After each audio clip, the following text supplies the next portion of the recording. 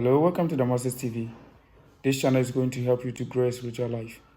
And when you listen to this channel, your life will change forever. God bless you, but don't forget to subscribe to this channel for more new video updates. The other day, a very wealthy man bought a car for the daughter who was in school. She drove the car for many months.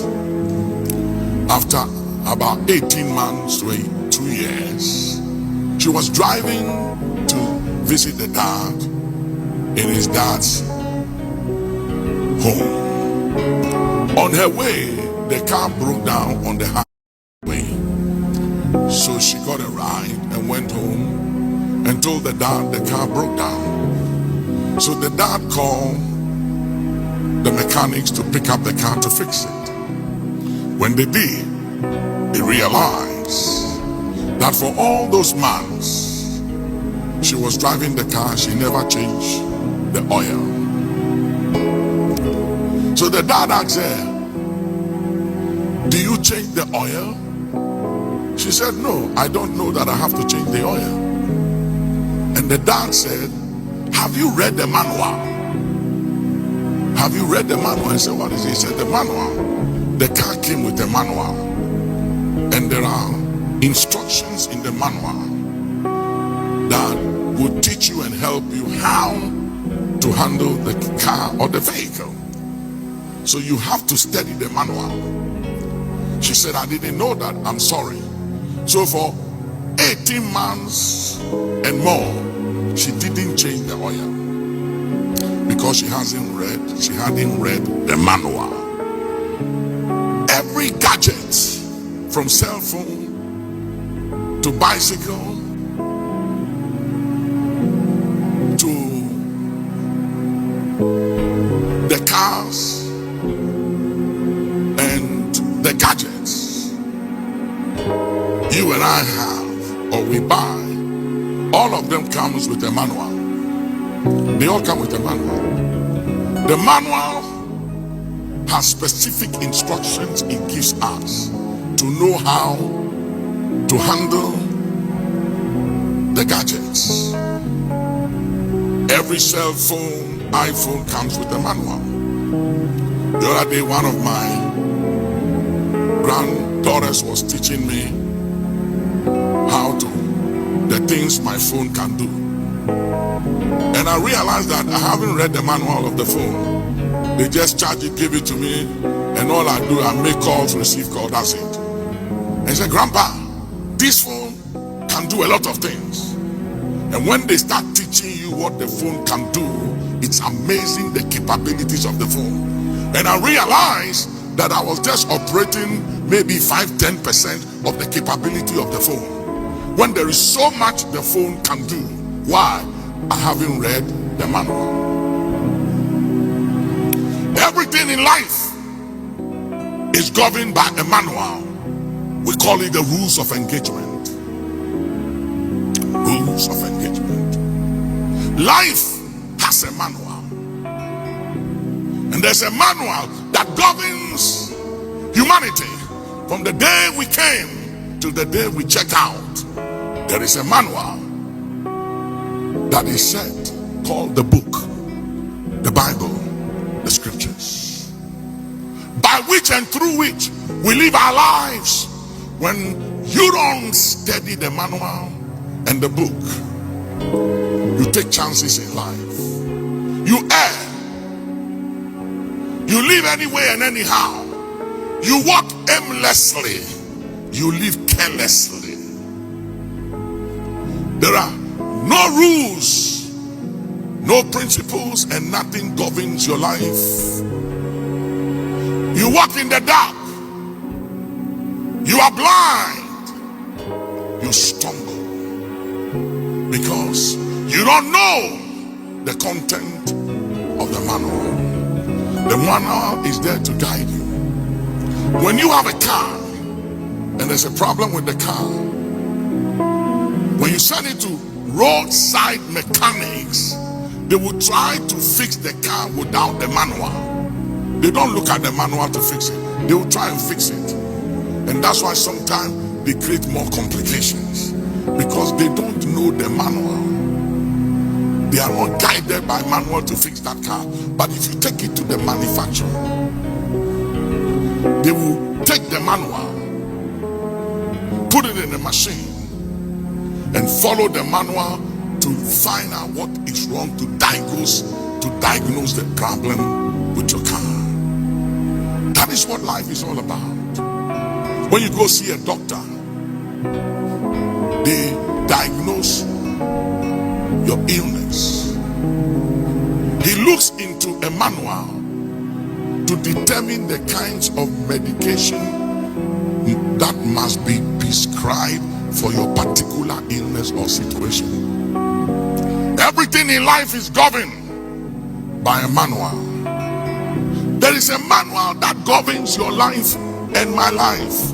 When we live outside of the rules and the principles of that manual, ladies and gentlemen, we live a life by feelings, we live by emotions, we live by our senses.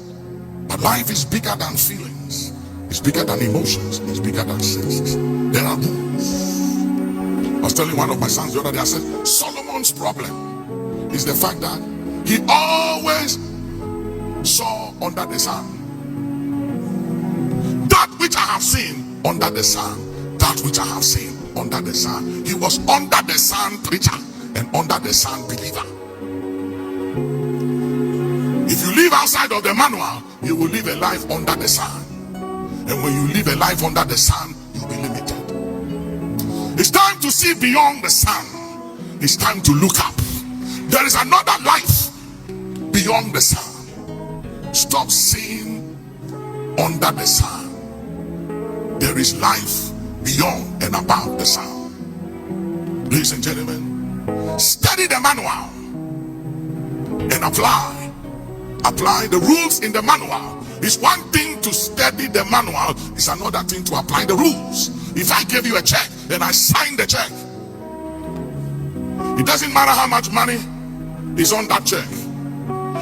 As long as you don't cash that check, you have money, but you are broke.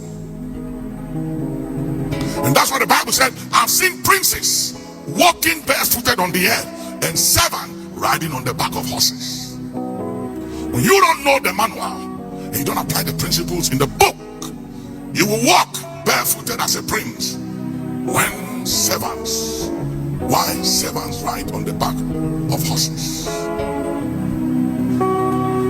Please study the manual and apply the principles in the manual. There is a book that governs our lives.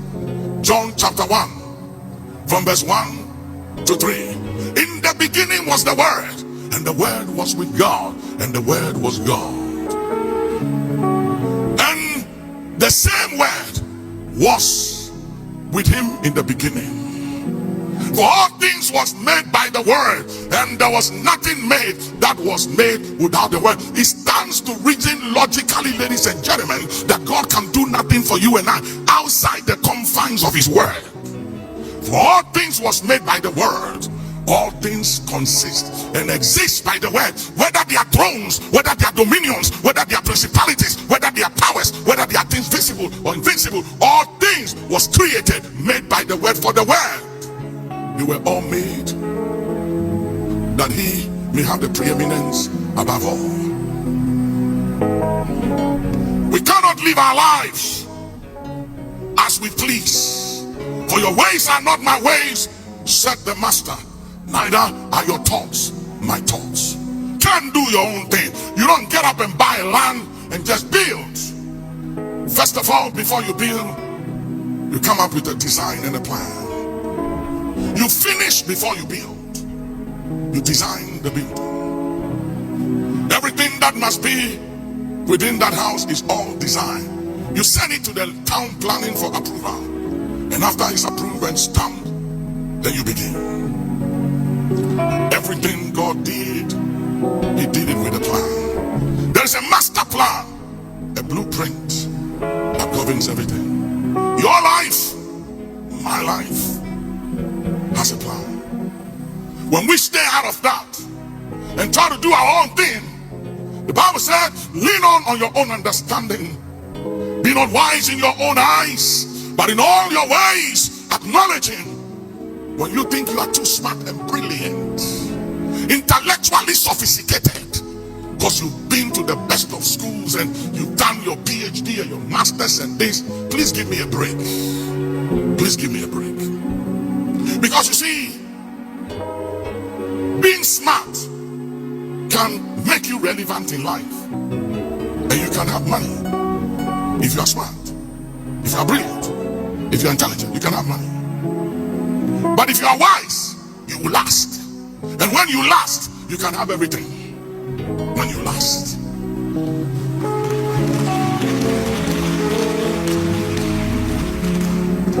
Knowledge makes you smart,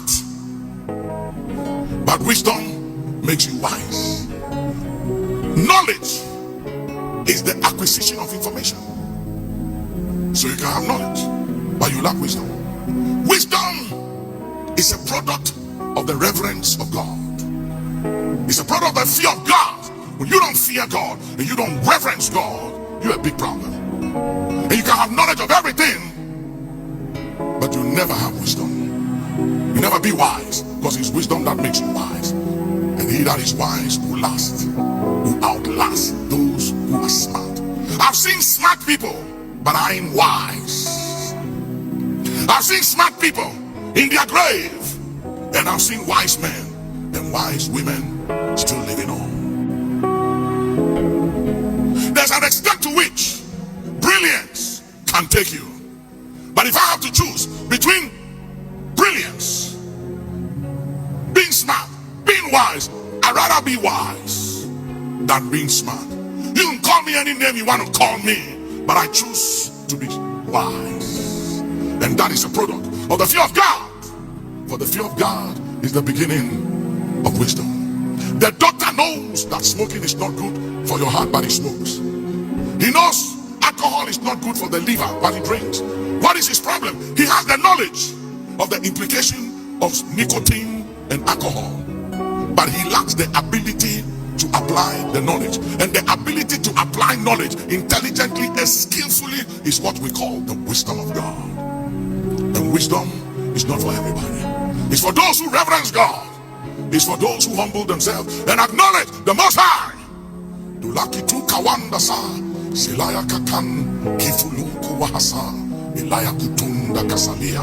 Let him that wants to be wise in this world become a fool, that he may be wise. For God has chosen the foolish things of this world to confound the wise. That is for those of you who think that education is everything. Have no regard and respect for the elderly.